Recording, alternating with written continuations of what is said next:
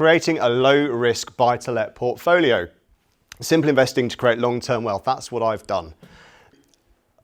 In 2018, I came home from work one night late, which was quite typical of the time, and managed to just see the kids before they went to bed and kiss them goodnight. And then I went downstairs to settle in for about an hour of TV, which is fairly typical before wanting to get up the next morning to go back to work to do the same thing all over again. Except that didn't happen because I sort of collapsed on the chair and had what can only really be described as a bit of a mini breakdown with some tears, put my head in my hands and realised that actually I'm utterly, utterly miserable. Now, if that resonates with any of you at any point in your life, then it's a pretty good signal that you probably need to change something about your life. If the first time is when that's happened, it's a good wake-up call to say, hold on a minute, what am I actually doing? And I had a pretty good job. For all intents and purposes, I was having a pretty successful career. I was 20 years into a chartered accounting career. I'm a chartered accountant now turned property investor. And yeah, I had a big job. I was earning good money. I had a car, I had a bonus. It was all looking pretty good. You know, externally looking pretty successful in life, but actually I was really quite miserable. I wasn't seeing my kids, I was barely seeing my wife, and having to perform in corporate world at a very intense high level, you actually don't stop working at the weekend either, because even if you haven't got a pen in your hand or a computer in front of you, this is still whirring away all the time about what you need to do on Monday. So you're present but not present with your family. So things had to change, and for me, I realised that I didn't want the next 25 years of my life to look like that. I wanted it to look very, very different to that. So I set about figuring out how I could achieve that.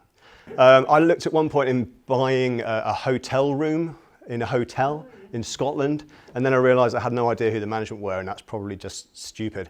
The one thing that I always came back to was property, and I bought a property in 2004 was the first property investment that I made. And I'm going to show you a little bit about what that looked like.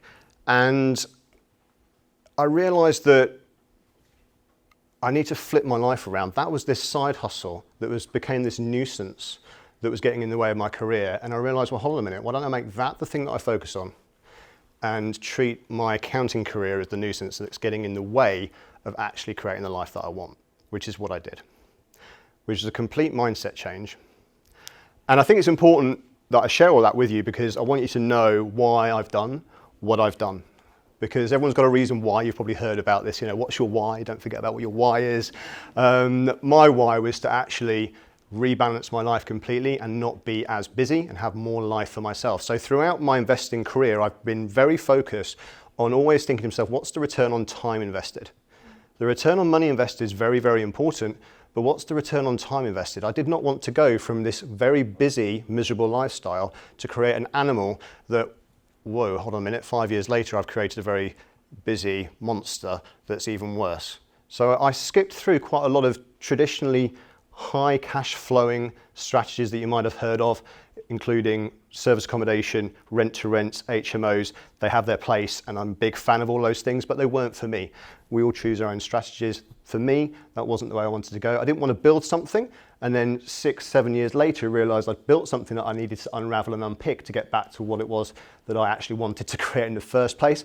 I just wanted to create what I wanted to create and start doing it. So that's what I did.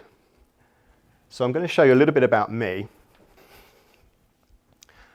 As I said, I'm a chartered accountant by profession. Don't get me wrong, it's a good profession. This is me looking very smart in a suit and tie in my corporate days with some tax reading, and this is my family. This is my wife and children. I have a son, Theo, daughter, Elise, my wife, Katrina. This was taken maybe 7 or 8 years ago. I just love how cute they look here.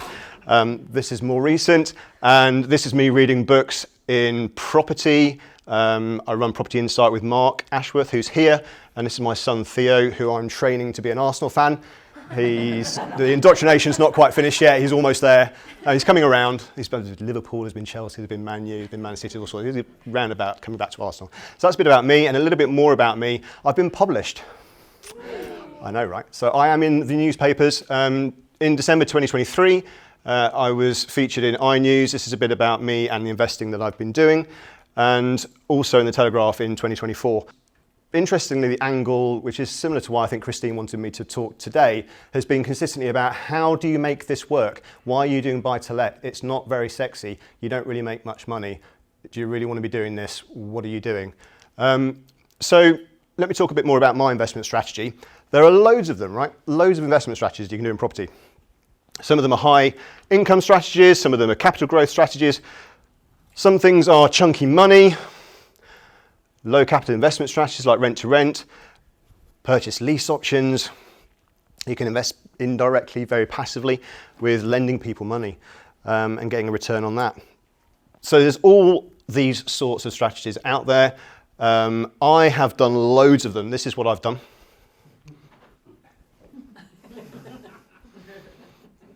I've done buy-to-let and I've done BRR. This is my take on what's out there. This is what I've done. So not very much in the grand scheme of things, but I've done this and I've done this very well. And I've gone deep in just this area. What does BRR mean? So this is my take on my strategy. I had a very busy life. I had a well-paid job. I didn't want to create another one through property. I wanted something. It's not 100% passive, but it's as passive as I think it can be. I didn't want to spend that much time trying to find a deal. That was important to me. I was happy to wait a few more years to create what I wanted to do instead of doing something and then to change it into something that I wanted. And I didn't want to create a business that was going to consume my life. So BRRR for me is this. Buy, really, do I have to do a refurb? I don't really want to be honest. Right then, okay, I suppose it will need carpets and a clean, so I'll do that, rent it out, and then refinance. That's my take on BRR. I think Sam, you were asking me, what do I do? What do I do BRR? And I think George, you were asking me, how on earth do I create value if I'm not doing a refurb? Some of the worst deals I've ever done have been heavy refurbs because a really poor return on time investment. For me, that's what I value. Return on time invested is really important to me. Return on investment is, of course, important, as is rental yield, but particularly capital appreciation and leverage. Just want to hang on this point for a while because a lot of people will say buy-to-let's dead, buy-to-let's pretty poor, why are you doing all this work for £250 a month? I'm not doing all this work for £250 a month. I'm doing it mostly for capital appreciation. My first investment looked like this. I had no education in property whatsoever. I didn't know there were property networking events. I didn't know there was a phrase below market value. I didn't know there was a phrase BRR. I bought this for £100,000. My negotiation tactics was to offer 95, but the asking price was 100. They said no. I then said, okay, I'll pay 100 then. They said yes. That was my negotiation. At that time, there was no surcharge on stamp duty. Back then, there was no extra 3%, what's now 5%. Just paid basic stamp duty. And the refurb costs, true to form, were effectively new carpets for £3,000. So not a lot. I used £15,000 that I got from inheritance. My nan died, and I used £15,000 to buy this property. That was the first one that I did. I didn't refinance it. I wasn't really aware that there was such a thing as refinancing to recycle your money in momentum investing. Didn't really particularly know those things existed. But I was making about £3,000 a year. On average, per average year, I made about £3,000 in rental profit. Time spent finding that deal, a day. I walked down Cowgate in Peterborough, for those that know it, knocked on a few windows of a few estate agents, pointed to the one in the window and I said, I'll have that one, please. You could get a 90% loan to value buy-to-let mortgage from a bank at that time. Can't anymore, of course. You still have that one? Yeah. I still have that one, and this is it now. So 2025, the market value of that is 180,000. I paid 100k for it, so I've made £80,000. The rental profit at £3,000 per annum over a 21-year period is 63k. So I've made 143k on that for my £15,000 investment at the moment. Yeah, for my 15k investment. I did a spreadsheet to figure out what that actually looks like on a compounded annual return, and it's 12% annual compounded return for anyone that's interested, which is not bad at all, right? I don't want to get into conversations about how you can't eat equity. Yeah, I know, I get it. But this is the gain in total. I got all my money out of that deal, actually, although I didn't realise it, after 5 years from rental profit. 3k a year, 5 years, 15k in. Didn't realise that that's what I was doing, but it had a payback period of 5 years. So not bad for someone who didn't know anything about property at all. Just someone that's fairly sensible thinking that's probably a good idea, I think I'll do that.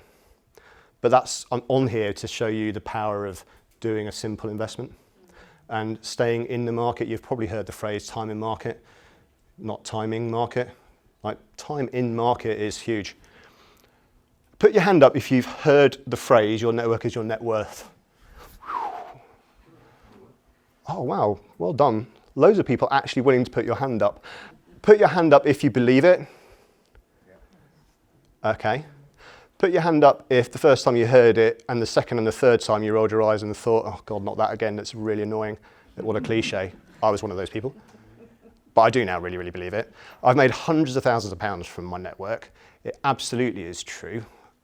I don't believe anyone that says it's not worth nurturing, building. Take care of your network. It's worth a lot to you. Oh, and put your hands up if, in principle, you refuse to put your hand up in a networking event. Okay. This is more recent. So I've got a couple of case studies now of more recent deals I've done. So one for the clock, 20 years. As you'd expect, I'm doing this, I like to think, quite a bit better now than I was back in the day. So this is, I put this here because I actually found this deal in this room. Okay, so just going to come over here to this slide. Time spent finding private investor was 2 hours. I had dinner with an ex-boss. I told him what I was doing. When I resigned from my corporate job in 2022, I told my boss what I was doing, and he said, great, that's awesome. A year later or 2 years later, I said, yeah, I'm still doing this. He said, great, can I lend you some money? It's like, yeah, that's fine. So he's lent me about £300,000 to buy houses with, which is amazing. Time spent finding this deal was 5 minutes. I used the 20 seconds pitch time that you will all get in this meeting to stand up and say what I do, and I mentioned that I have houses in Nottingham. Someone in the room knew a friend who was selling their house in Nottingham, and they came over to me and said, do you want to buy it? Because I'll sell it for 134, which is silly because it's worth 180. And I said, that sounds good, yes please. 2 days later I went to have a look at it, I offered them the 134 that they wanted. I didn't bother negotiating with that either. I'm a terrible negotiator, aren't I? And then I bought it, and that was it. I'm going to remortgage it on Tuesday. The valuation came back at 180. It's pretty much an all money out deal. Not quite, there's a bit of money left in, 12. 3K per annum rental profit, pretty good deal really. And I borrowed 100% of the purchase price from a private investor. So purchase lease options, which Christine was talking about, are incredibly powerful because you don't necessarily need a deposit. But you know what, you don't need a deposit either if you borrow 100% of the purchase price and you're buying below market value at those sorts of discounts. And you buy the thing straight away instead of having to wait 5 years. This next slide, so these are the before photos. Take a good look at the photos, memorize them, because I'm now going to show you the after refurb photos, and you're going to see what's changed. Can you see how the word before has changed to after? Okay. So this is the condition of the property when I bought it. And it's the condition of the property when it went straight on to Rightmove to let the day after I bought it. And it was the condition of the property when someone moved in 4 weeks later. Not a bad deal, right? Sorry, Neil, why were they selling it at 134,000? It's a really good question. I'm always baffled by people's reasons. The backstory to this particular one was that they've been trying to sell this for 2 years. It had fallen through 3 times. It was the last one of 5 buy-to-lets that they're trying to sell. They were sick of the back teeth of it. I think they just wanted a reliable, genuine investor, professional investor who knows what they're doing, and they knew that it was going to get sold. And for them, that was good enough. And the fact that in my network, I was very good friends with somebody who's also a property investor, who knew them from university days, and they said, if Neil says yes, he'll buy it, was enough. So your network is your net worth, that's what I mean. Like, I got that because of how I knew, not anything else, it was because of who I knew. This is one I made in Peterborough in 2023. This purchase price, 156,000, this is a 4-bed terrace house. The market value of this is £220,000. Didn't do an awful lot with it.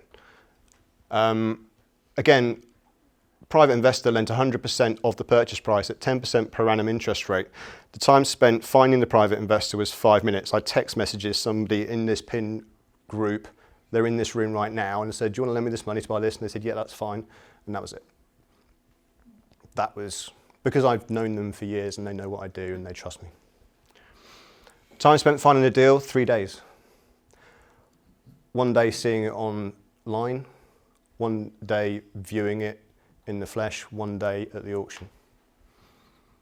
Auction fee 2k, money needed to do the deal 14, money left in after refinancing 5, makes me £4,000 a year. These are the photos before. This is your before photo slide, remember it, take a good look. I'm going to test you, see what changes. This is the after photo, and things have actually changed. So this is the after photo. So for those that were paying attention, there used to be a shed there, I had to remove it. Not the biggest job in the world, right?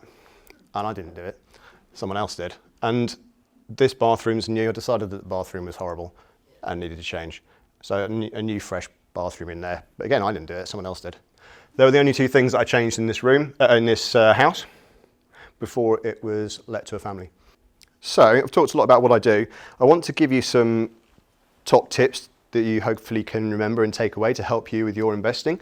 So the next few slides I've got top tips, one on how to find investors. So I've mentioned that I buy a lot of my properties through private investors that lend me 100% of the purchase price. You might be thinking, if you haven't done that before, how do I get to do that? So one of the things that I tell my mentees to do is make a list of everyone you know in your network. Use Facebook, use LinkedIn, use even the contacts pages of your phone and make a list of people. You'll probably know more people than you realise. Everyone typically has had a boss at some point in time. Probably they earned more money than you did. Probably. Sort the list into two. People you know well and people you think might have money. People that are on both lists, arrange a coffee, speak to them, ask them all about their lives and what they've been doing, and wait until they ask you what you're doing, and then tell them. Okay? Then do it again with everybody else you know. The people that have lent me money, by the way, include my boss, my ex-boss, that is. Someone who plays petanque in my pub petanque team. People in this room. A mate from university. My mortgage broker, who saw what I was doing and said, can I do this? I said, yeah, okay. Anyway, there's some. So think about all those people. You know, you'll have people in your network similarly. And go to property networking events like this. Because there's knowledge, money, and opportunities in this room. There always is every month. Ways to manage your property investment risk. I mentioned that I'm really low risk, so the whole point of this presentation is about creating a low risk as it can be. There's always risk, otherwise we wouldn't have any opportunity to make any money.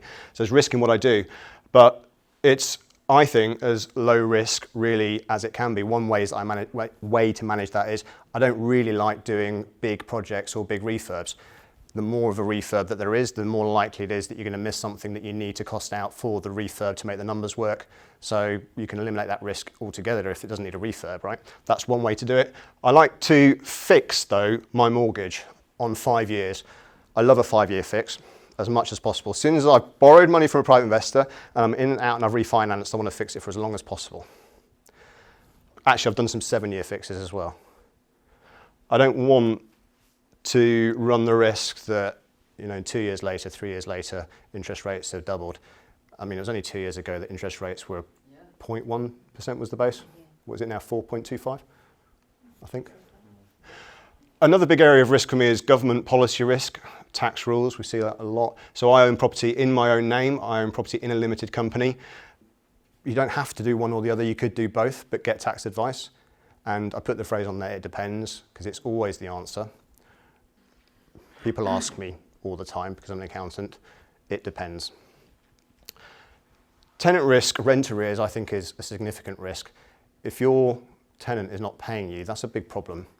And it always amazes me how many people don't realise or know that you can get landlord rent guarantee insurance. It's about 250 quid for the year. It's not a major cost, I don't think. 1 month's profit on a buy-to-let to manage away that whole risk for the whole year when someone you don't really know has just moved into an incredibly valuable asset of yours, even if you just take it out for the first year. You don't have to take it out every year, but I think it's well worth doing. So the insurance will pay you if they don't. It's the idea of it. Also a big tenant risk is the risk of malicious damage.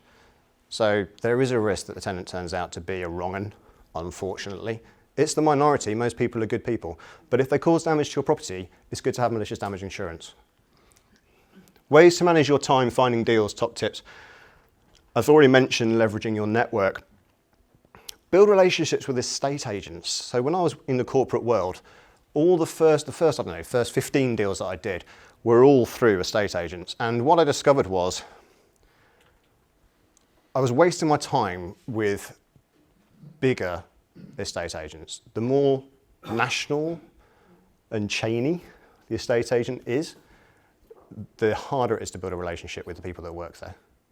So and also they have quite a lot of staff turnover, I feel. And they rotate people around into valuations and front desk and so on. So 6 months later, you're not dealing with the same person. You only need good relationships with 2 or 3 estate agents. And pick the smaller, one office in a city, own and manage businesses.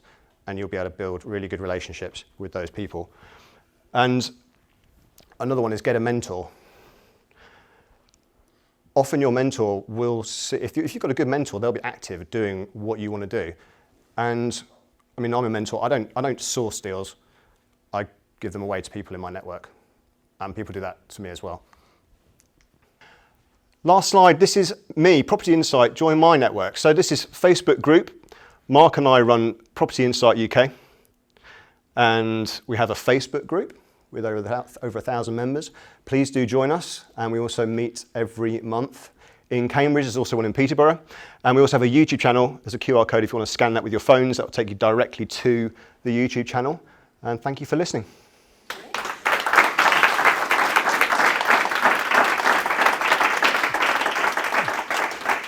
Do you have any questions for Neil?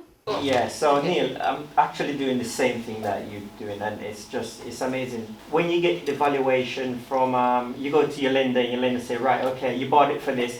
They tend to not want to lend you the value, what it's really truly valued. They were like, oh, no, you just bought that 6 months ago for 150, even though it value 200,000, no, we're not going to lend you on that. So yeah. I think I find that really difficult now to do. Maybe back in the day, but now it's really challenging.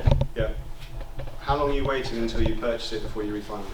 So usually, what I've done in the past, many occasions, is after 6 months. So you don't always get the valuation that you want, even if you're looking at a comparable sold price and there's Stonewall data that says that a house on the same street sold within 12 months for £200,000 and you're buying it for 150, let's say, I'm making some numbers up, and there is always the risk that someone comes along as a valuer and they say, no, this is only worth 150 because that's all you paid for, even if it's after the 6 month, which is a typical guidance, which is what I was asking. And I always wait 6 months before I refinance. So you're not handcuffed by that rule that some lenders have. So that's important. I think, so 2 things. For one thing, I don't buy a property now unless I know that there are good, solid comparables that are there, that I know a valuer can hang their hat on, right? Because they're wanting to protect their own liabilities to the people that the bank that they're giving a valuation to. So I want to know that there are absolutely 1, if not 2, really obvious, within 12 months, within a quarter of a mile, but ideally 1 on the same street, which means that you're going to get it. And then if you don't get the valuation that you want, I apply for another mortgage and another valuer goes along. And I've done that 4 times before I've got the valuation that I want. Ah, that's interesting. Yeah. So, yeah, you don't have to accept it. Yeah. Get it with someone else. I will come back to you, Roger, but I just want to ask... Related to Oh, okay, go on, yeah.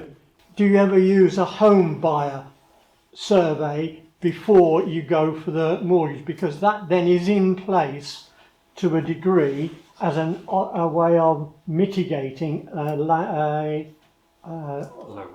low valuation. No. They have a difficulty arguing with it very often. I don't.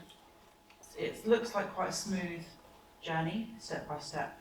I know you said some of your refurbs probably weren't worth it, but is there anything else that you would have done different in the beginning, or would have done, not done? Ooh. That's worth bringing. Yeah, I'm sure.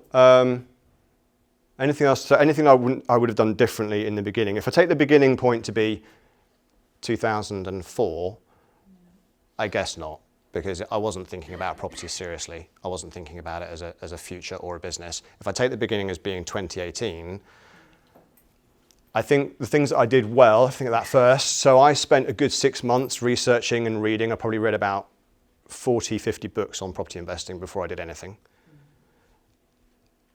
I definitely recommend doing that. I found that for as long as there was something new that I learned from a book that I read, I was always going to read another book. That's the rule that I set myself. When I started to read 2 or 3 books and I thought, I just don't think I've taken anything from this, I started to stop reading books on property investing. So do that. So for anyone that's not reading books on property investing, read books on property investing.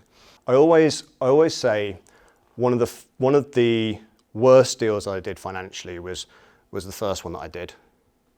But the thing is, you know what, it was the best one I ever did. Because it led to the second one. With every one that I did, I've learned a bit more. Yeah. There was a time when I didn't own a single house, but I decided to buy one. And I did it okay. It wasn't brilliant, but I didn't know much. There was a time when I then bought the 7th property and windows had to go in. I'd never put windows in a house before and had to figure out what that costs and find a guy that would do windows at a good price and get that sorted out. I have actually put in a kitchen of a property, more than one, incredibly. So I had to find a kitchen fitter and figure out how to do that. So, you know, you figure all that stuff out as you go along. I mean, yeah, there's just lessons learned all the way along. So many to mention, I suppose. So thank you very much, Neil. Thank you.